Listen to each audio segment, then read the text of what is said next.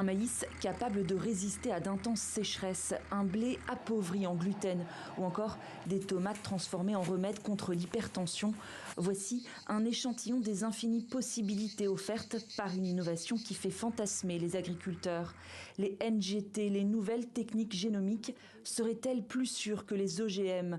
Contrairement à ces derniers, elles ne modifient que les gènes déjà présents dans la plante sans ajout extérieur. On va faire des plantes qui vont être en fait semblables aux plantes d'origine avec les modifications qu'on a voulu apporter pour apporter donc la nouvelle caractéristique et qui sont en fait indiscernables de plantes qui auraient été chez lesquelles ces mutations seraient apparues de manière naturelle.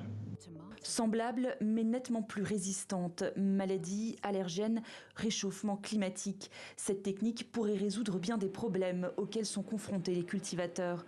Mais en Europe, leur développement a pris du retard. L'utilisation des techniques génomiques tombe sous la même législation que les OGM, avec des règles drastiques, notamment en matière d'autorisation et de traçabilité. Un cadre que Bruxelles juge inadapté au NGT et qu'elle propose d'assouplir. L'Union européenne risque d'être exclue dans une large mesure des développements technologiques et des avantages économiques, sociaux et environnementaux que ces nouvelles technologies peuvent potentiellement générer si son cadre n'est pas adapté au NGT. Mais le débat au Parlement promet d'être vif. La gauche et les ONG environnementales alertent contre le manque de recul sur l'usage de ces plantes.